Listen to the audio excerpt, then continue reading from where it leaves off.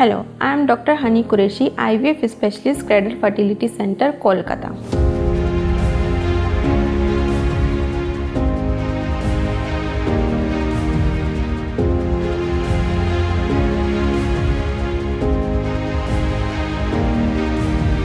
निसंतानता के लिए जिस तरह से महिलाएं जिम्मेदार होती हैं, उसी तरह से पुरुष भी 50% केसेस में जिम्मेदार होते हैं।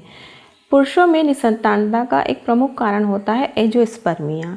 एंजियोस्पर्मिया का मतलब होता है पुरुषों के वीर्य में शुक्राणुओं का ना पाया जाना। जब भी किसी दंपत्ति का एंजियोस्पर्मिया का रिपोर्ट आता है सीमेन एनालिसिस में, तो ये दंपत्ति के लिए बहुत ही शॉकिंग न्यूज़ होता है। साधारणतः एंजियोस्पर्मिया 10% केसेस में पुरुष निसंतानता के लिए जिम्मेदार होता है। एंजियोस्पर्मिया दो प्रकार का होता है, ऑब्स्ट्रक्टिव एंजियोस्पर्मिया और नॉन ऑब्स्ट्रक्टिव एंजियोस्पर्मिया। ऑब्स्ट्रक्टिव एंजियोस्पर्मिया में पुरुषों के अंडकोश में शुक्राणुओं का निर्माण तो होता है, किंतु नलियों में ब्लॉक होने की वजह से ये शुक्राणु वीर्य में नहीं आ पाते हैं। इसी प्रकार से नॉन ऑब्स्ट्रक्टिव एंजियोस्पर्मिया में पुरुषों के अंडकोश में शुक्राणुओं का निर्माण ही नहीं होता। प्रथम में हम चर्चा करेंगे नॉन ऑब्स्ट्रक्टिव एंजियोस्पर्मिया के बारे में। नॉन ऑब्स्ट्रक्टिव एंजियोस्पर्मिया के बहुत कारण होते हैं, जैसे कि जेनेटिक कारण, जहाँ पे पुरुषों का जेनेटिक जो मेकअप होता है वही एबनॉर्मल होता है, जैसे काइनीफिंटस सिंड्रोम, या पुरुषों में पाए जाने वाले वाई क्रोमोसोम में कुछ एबनॉर्मलिटी होना। इसके अलावा कुछ हार्मोनल समस्याएं पुरुषों में पाई जाती है, जिसकी वजह से शुक्राणुओं का निर्माण ही नहीं होता, जैसे कि उनमें पाया जाने वाला टेस्टोस्टेरोन हार्मोन की कमी होना, या उनमें पाए जाने वाले FHS LH हार्मोन की कमी होना। इसके अलावा यदि बचपन में कोई इन्फेक्शन, जैसे कि बहुत ही कॉमन इन्फेक्शन मम्स की वजह से कभी कभी ऐसे होता है कि पुरुषों में शुक्राणुओं का निर्माण होना बंद हो जाता है, या फिर कभी टेस्टिकुलर ट्रॉमा, अंडकोश में चोट लगने की वजह से, या उनमें वेरिकोसील होने की वजह से पुरुषों के अंडकोश में शुक्राणुओं का निर्माण नहीं होता है।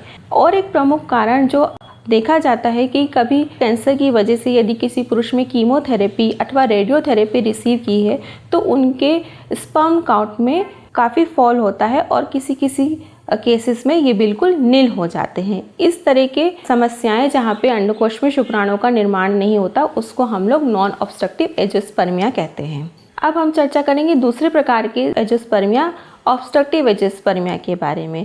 ऑब्स्ट्रक्टिव एंजियोस्पर्मिया जहाँ पे शुक्राणुओं का निर्माण तो टेस्टिस में होता है, किंतु नलियों में जो वास डेफरेंस है उनमें ब्लॉकेज होने की वजह से ये शुक्राणु पुरुषों के वीर्य में नहीं आ पाते हैं। अब हम चर्चा करेंगे एंजियोस्पर्मिया की चिकित्सा के बारे में। पिछले 10 से 15 वर्षों में असिस्टेड रिप्रोडक्टिव टेक्नोलॉजी में बहुत ही तकनीकी विकास हुए हैं, जिनसे वो पुरुष भी जिनके वीर्य में शुक्राणु नहीं पाए जाते, वो भी अपने ही शुक्राणु द्वारा संतानता का सुख प्राप्त कर सकते हैं।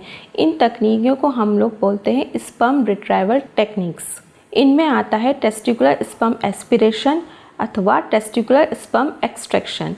यहाँ पे पुरुषों के अंडकोश में एक चीरा लगाया जाता है और वहाँ से टेस्टिकुलर टिश्यू यानी कि सेमिनिफेरस ट्यूब्यूल को बाहर निकाला जाता है, जिनमें शुक्राणुओं के पाए जाने की संभावना होती है। फिर इन शुक्राणुओं को इंट्रासाइटोप्लाज्मिक स्पर्म इंजेक्शन के माध्यम में अंडों के साथ लेबोरेटरी में फर्टिलाइज कराया जाता है और इस तरह से भ्रूण बनाए जाते हैं। तो इन पद्धतियों से वो पुरुष भी अपने ही शुक्राणु द्वारा संतानता का सुख प्राप्त कर सकते हैं, जिनके वीर्य में शुक्राणुओं की संख्या नहीं है। टेसा और टेसे ये दोनों ही डे केयर प्रोसीजर होते हैं, जिसमें कोई बड़ा ऑपरेशन नहीं होता है, सिर्फ क्लिनिक में डे केयर प्रोसीजर होता है, जिससे वो पुरुष भी संतानता का सुख प्राप्त कर सकते हैं, जिनके वीर्य में स्पर्म की संख्या एकदम ही नील है।